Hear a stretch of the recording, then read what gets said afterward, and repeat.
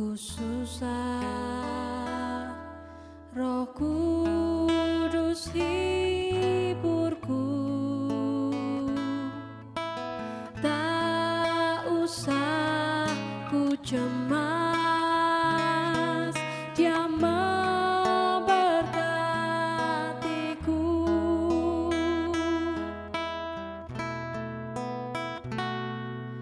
El Shaddai, El Shaddai,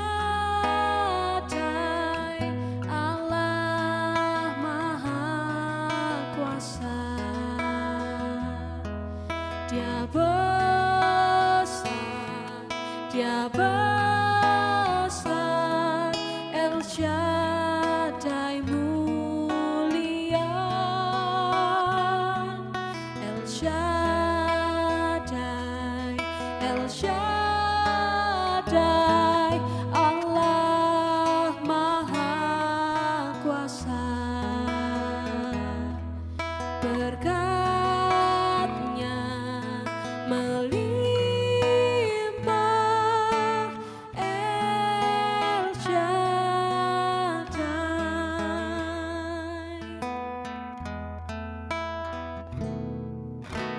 Tak usah ku takut, Allah menjagaku.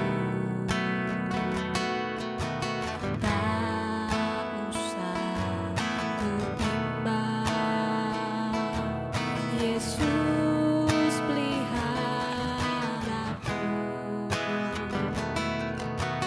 Tak usah ku susah, Roh Kudus hiburku. Tak usah ku cemas, Dia memberkatiku.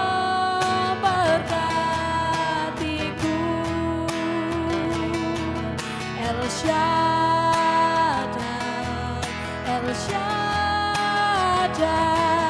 Allah Maha Kuasa. Dia besar,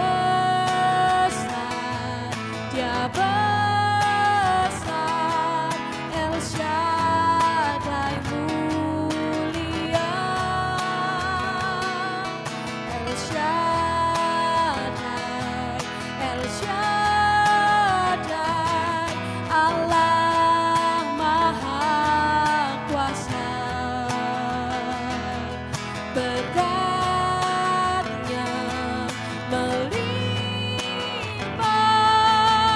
El Shaddai, El Shaddai, El Shaddai, Allah Maha Kuasa. Dia besar, Dia besar, El Shaddai mulia, El Shaddai, El Shaddai, Allah Maha Kuasa. Berkat-Nya melimpah, El Shaddai. Berkat-Nya melimpah, El Shaddai. Berkat-Nya melimpah, El Shaddai.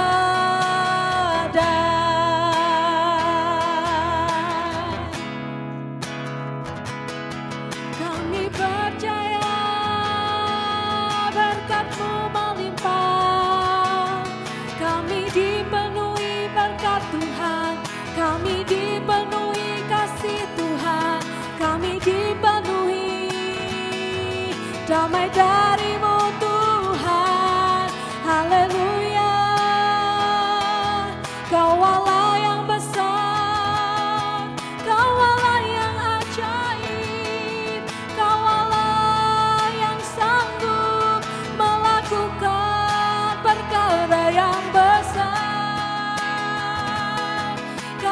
percaya Tuhan, kami percaya Tuhan, haleluya. Oh haleluya, haleluya. Kami bersyukur, kami berterima kasih, haleluya, haleluya, haleluya.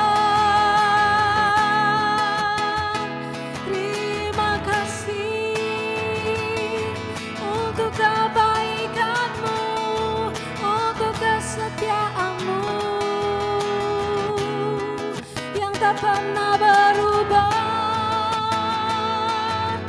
selama-lamanya. Terima kasih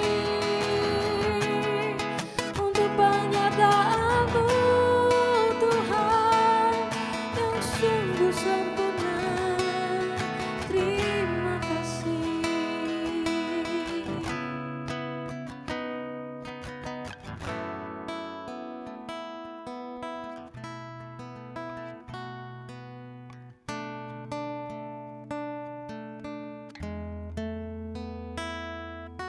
Terima kasih.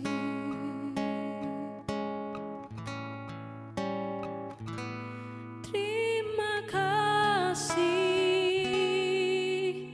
Yesus, Yesus. Terima kasih, hanya anugerah-Mu buat hidupku sekarang. Ku kan memuji-Mu selamanya. Terima kasih Yesus, Yesus. Terima kasih, hanya anugerah-Mu buat hidupku sekarang. Ku kan memuji-Mu selamanya.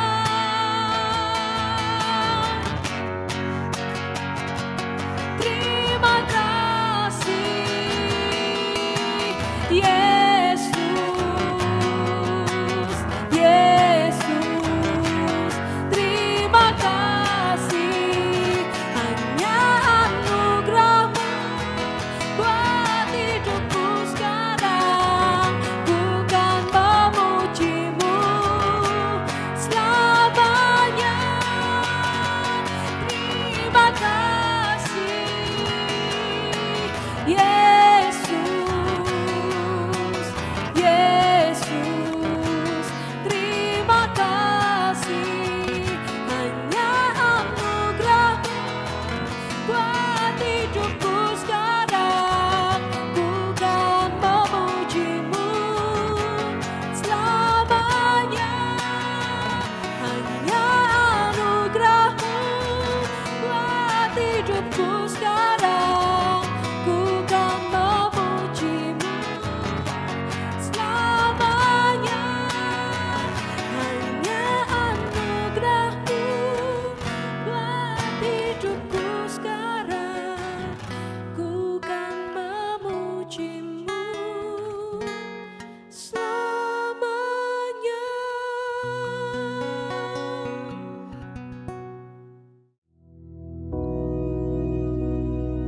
Bapa kami yang di surga, dikuduskanlah nama-Mu, datanglah kerajaan-Mu, jadilah kehendak-Mu di bumi seperti di surga.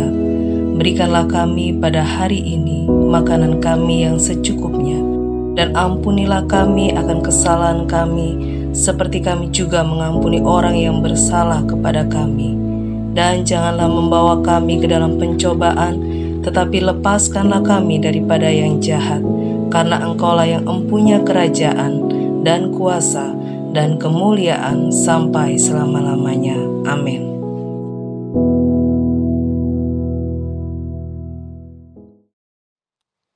Haleluya, puji nama Tuhan.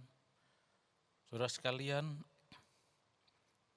Dalam kehidupan ini kita harus betul-betul tepat, jelas, supaya apa? Supaya kita bisa beraktivitas ataupun bertindak sesuai dengan apa yang seharusnya dilakukan. Maksudnya adalah bahwa di dalam kehidupan ini ternyata kita tidak sendiri, tetapi kita saling berinteraksi dengan pihak-pihak tertentu. Nah, dalam interaksi ini kalau kita tidak mengerti, tidak jelas kepada siapa kita berinteraksi, maka kita akan mengalami banyak kesulitan. Contohnya misalnya, di dalam sebuah company atau perusahaan, maka interaksi kita harus betul-betul jelas. Itulah sebabnya kemudian diadakan suatu sistem manajemen. Ada SOP-nya, ada aturan-aturannya. Supaya apa? Ketika kita bertindak, melakukan sesuatu, maka jelas dengan siapa, kepada siapa kita berinteraksi. Misalnya di dalam sebuah company tadi, di situ ada pihak produsen, yaitu yang memproduksi barang. Tapi kemudian juga ada pihak konsumen, yaitu mereka yang memakai hasil produksi ini, atau katakanlah pembeli.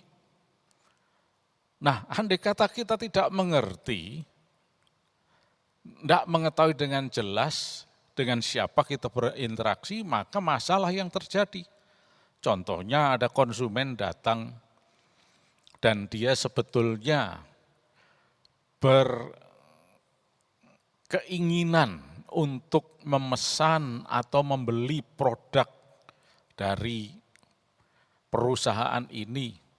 Tapi kita enggak mau tahu, enggak peduli. Kita anggap, oh rupanya ini juga produsen juga rupanya. Maka kita pesan kepadanya misalnya. Nah, semuanya akan kacau balau. Nah, begitu juga dalam kehidupan kita ini, kita tidak bisa mengingkari adanya kehidupan baik rohani ataupun jasmani. Nah, seringkali kita tidak bisa memilah hal ini dengan jelas. Untuk gampangnya, secara garis besar, paling tidak ada pihak pertama, yaitu Allah, pencipta langit dan bumi. Mau percaya, mau tidak percaya, Allah tetap adalah pencipta. Karena dia yang menciptakan segalanya. Dan kita ini ada makhluk ciptaannya, manusia. Dan Allah menciptakan kita dengan suatu maksud yang baik tentunya. Karena rencana Allah selalu adalah rencana yang baik. Oleh karena itu Allah tidak akan pernah merencanakan yang tidak baik dalam kehidupan kita. Nah, dengan demikian maka kita mulai mengerti sekarang, oh iya, beri saya ini makhluk ciptaan dan saya harus mengabdi kepada Sang Pencipta, yaitu Allah yang Maha Kuasa. Nah, jadi dalam segala aspek kehidupan kita, kita harus mengerti bahwa ada Sang Pencipta, yaitu Allah yang menciptakan segalanya. Oleh karena itu, kalau kita berinteraksi, kita harus mengerti, oh ternyata dia adalah pencipta. Dan sebagai pencipta, dia layak untuk dihormati, layak untuk disembah, layak kepadanya kita beribadah kepadanya, dan sebagainya. Tetapi juga ternyata ada pihak lain, yaitu yang disebut si jahat, yaitu iblis. Nah, terhadap iblis kita juga harus mengerti dengan jelas bahwa dia itu adalah si jahat yang perbuatannya selalu adalah yang jahat-jahat. Dan dia memang pekerjaannya juga adalah melakukan kejahatan. Dia adalah betul-betul si jahat ini. Nah, oleh karena itu kita harus mengerti dengan benar. Dan dalam hal ini harus jelas. Ketika kita berinteraksi, katakanlah dengan setan atau iblis, kita harus mengerti bahwa dia itu si jahat. Dan dengan Allah kita harus mengerti bahwa dia adalah pencipta. Dan dia adalah Allah yang baik. Dia bukan pembinasa. Tetapi iblis ini adalah pembinasa. Dia yang sejak awal menipu, mencuri, membunuh, bahkan membinasakan. Nah, dengan demikian kita harus mengerti dengan jelas, supaya kita tidak salah dalam hal berinteraksi ini. Sebab apa? Seringkali dalam suatu situasi tertentu, maka reaksi kita, persepsi kita juga itu keliru. Misalnya dalam suatu situasi kondisi sakit misalnya, maka kemudian seringkali banyak orang mengimani bahkan dengan keliru. Oh ya memang ini penyakit ini dari Tuhan memang. Nah ini jelas ini salah interaksi ini. Sebab Tuhan bukan pencipta penyakit. Nah dalam hal ini kita harus mengerti. Bukan berarti kalau Allah itu pencipta segala-galanya berarti segala yang ada, segala yang eksis ini harus dari Allah semua, diciptakan oleh Allah. Kalau berbicara mengenai kondisi yang baik, it's okay, tidak masalah. Tapi ketika suatu kondisi yang tidak baik, malapetaka, kesulitan, sakit penyakit, wabah dan sebagainya, maka untuk main gampangnya saja kita katakan, ya memang Allah penciptanya, mau apa? Toh dia yang berkuasa di atas segala-galanya dan sebagainya. Bukankah Allah yang membuat semua ini, malapetaka, penyakit dan sebagainya. Nah ini persepsi yang keliru. Kita lupa bahwa ada oknum yang jahatnya luar biasa. Di dalam 1 Petrus pasal 5 ayat 8 dikatakan demikian.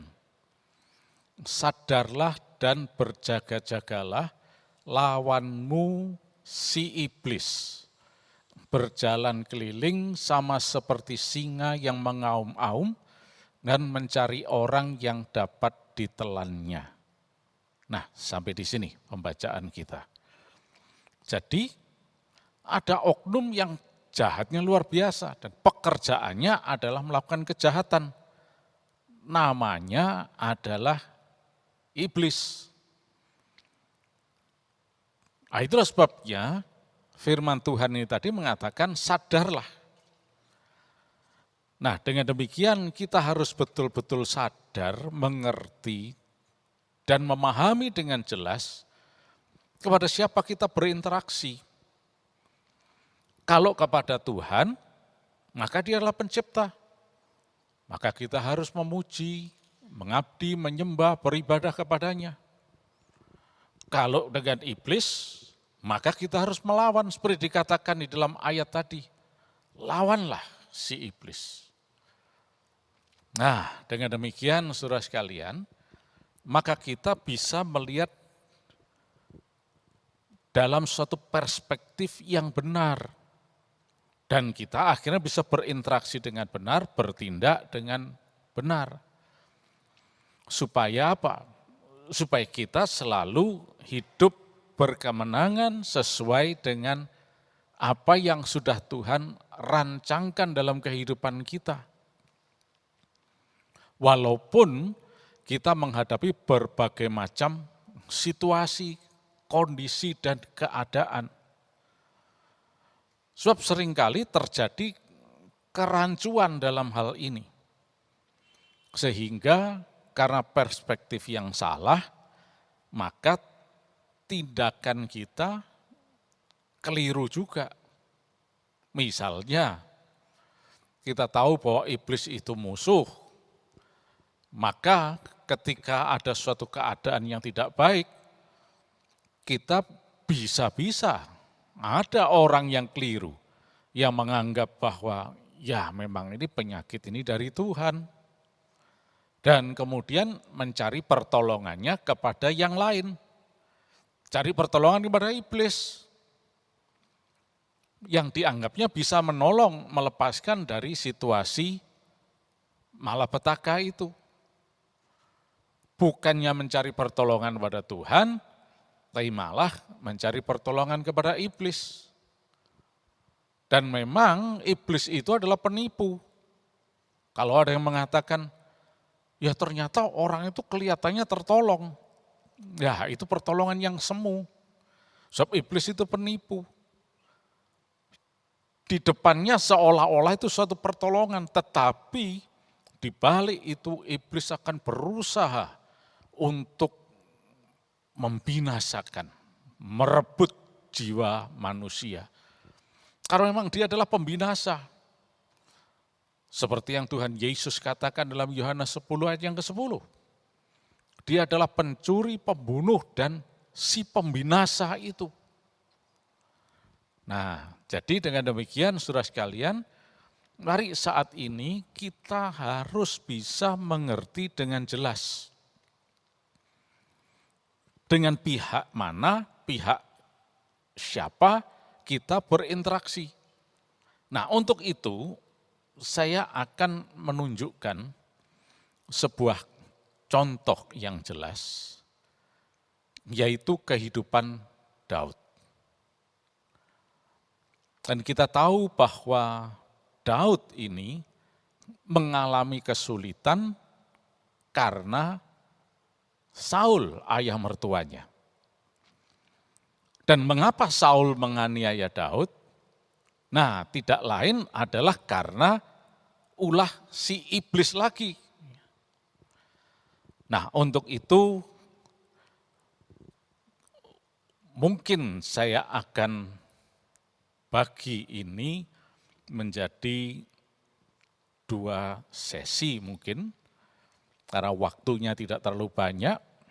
Untuk sesi yang pertama, saya mungkin akan jelaskan dulu mengenai Saul ini. Tapi sebelum itu, kalau kita lihat di dalam Mazmur pasal yang ke-34, contohnya ya, di situ kita lihat mulai ayat yang pertama diceritakan bagaimana Daud itu sedang mengalami kesulitan yang luar biasa.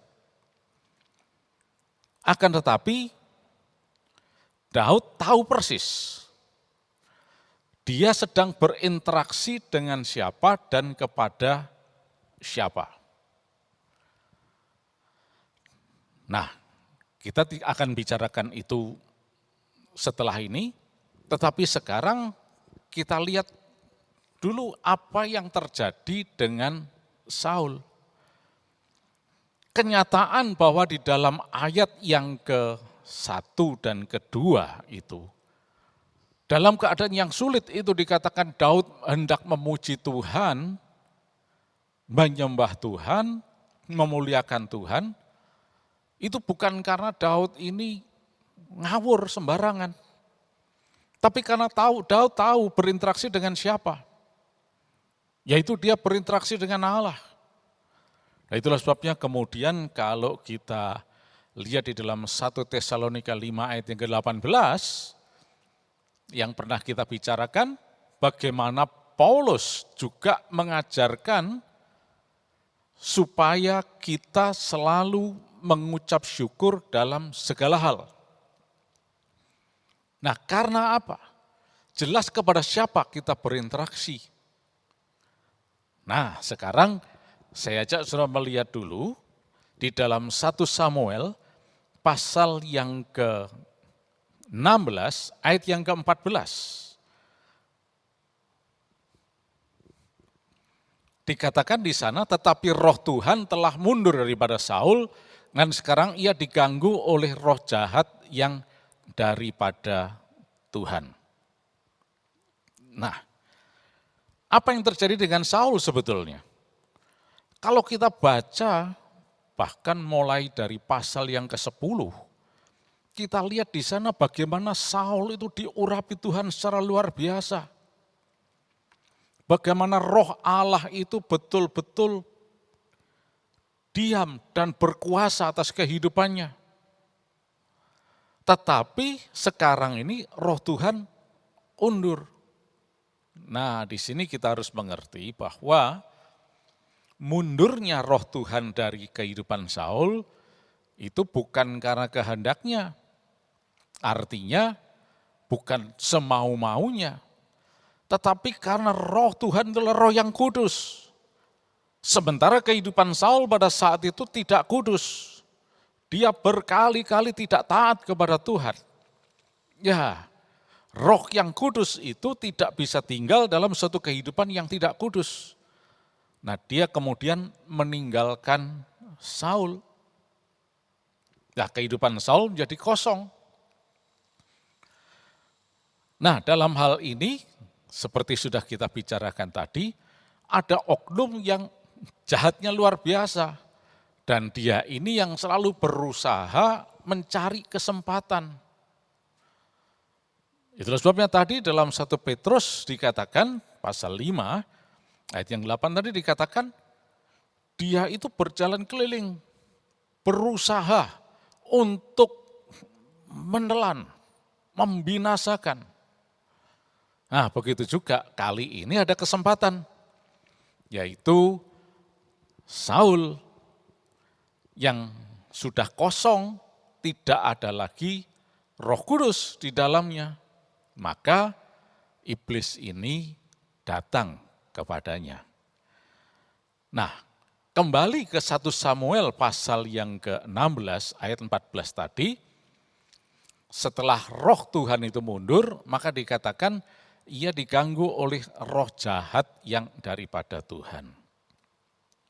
Nah, ini perlu dijelaskan, khususnya kalau kita lihat di dalam bahasa aslinya, yang berkata demikian,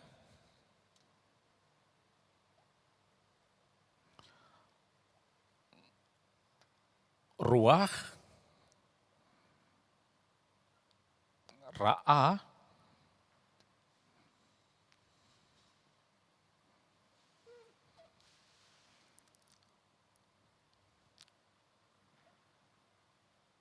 me'et, Adonai. Ini berarti roh jahat, evil spirit, yang diizinkan Tuhan. Mengapa diizinkan oleh Tuhan? Nah, dalam hal ini, yang pertama adalah karena memang dia itu pekerjaannya adalah melakukan kejahatan. Jadi ketika roh jahat melakukan kejahatan dalam kehidupan Saul, tidak ada larangan dalam hal ini. Jadi izin ini bukan karena Tuhan sengaja ingin membuat Saul dikerjai oleh iblis, tapi memang karena sudah pekerjaannya iblis melakukan kejahatan. Dan yang kedua karena memang kondisi Saul pada waktu itu dalam keadaan kosong. Sehingga si jahat ini, roh jahat ini dengan leluasa. Jadi ini ruah ra'ah, ini roh jahat ini bukan agennya Tuhan. bukan pegawainya Tuhan. Seolah-olah bahwa Tuhan itu memiliki anak buah, yang satu baik, yang satu jahat. Dan sewaktu-waktu Tuhan kalau kepingin mengutus yang baik, nah yang baik jalan. Tapi sewaktu-waktu Tuhan menginginkan untuk mengutus yang jahat, maka yang jahat yang diberikan. Oh tidak. Tuhan adalah Allah yang baik. Dan di dalam kerajaan Allah semuanya adalah kudus. Tapi ada pihak yang jahat luar biasa di luar itu. Namanya iblis ini. Nah, jadi jelas bahwa iblis dan pekerjaannya dalam kaitannya dengan Saul, dan kemudian nanti ini akan mendatangkan kesulitan, malapetaka dalam kehidupan Daud, itu jelas semua adalah ulah iblis. Jadi ketika Daud mengalami kesulitan, malapetaka, itu semua ulahnya Saul. Mengapa Saul demikian? Karena ruah ra'a tadi. Karena evil spirit, karena roh jahat yang mengendalikan kehidupan Saul. Nah, jadi saudara sekalian jelas di sini. Kita bisa mengerti bahwa apa yang terjadi dalam kehidupan Daud itu adalah ternyata diakibatkan dari si jahat ini. Itulah sebabnya kalau kita kembali ke Mazmur 34 tadi, Daud tahu bahwa dia sedang berurusan dengan Allah. Kalau dia berurusan dengan Allah, maka urusannya adalah memuliakan Tuhan. Nah, nanti kita akan sambung lagi. Untuk itu kita harus berhenti dulu saat ini dan mari kita akan berdoa. Roh Kudus, kami hormati Engkau. Silahkan Engkau saja yang berkarya dalam kehidupan kami sepanjang hari ini Tuhan. Pimpin kami, tuntun kami dan kuasai kami. Agar kami tidak berjalan di jalan yang keliru. Kami boleh sesuai dengan rencana-Mu yang membawa kepada hari depan yang penuh harapan. Terima kasih, terima kasih, terima kasih Tuhan. Dan saat ini biarlah berkat-Mu turun atas setiap saudara kami yang mendengarkan firman. Dan kuasa darah Yesus akan melindungi, menjauhkan dari segala gangguan bahaya apapun. Dan di dalam nama Yesus, Engkau tak usah takut terhadap kedahsyatan malam, terhadap panah yang terbang di waktu siang, terhadap penyakit sampar yang berjalan dalam gelap, terhadap penyakit menular yang mengamuk di waktu petang. Walau 1.000 orang dapat di sisimu dan 10.000 di sebelah kananmu, tetapi itu tidak akan menimpamu. Engkau hanya menontonnya dengan matamu sendiri dan melihat pembalasan terhadap orang-orang fasik. Sebab Tuhan ialah tempat pelindunganmu, yang maha tinggi telah Kau buat tempat perteduhanmu. Malapetaka tidak akan menimpa kamu dan tulah tidak akan mendekat kepada kemahmu.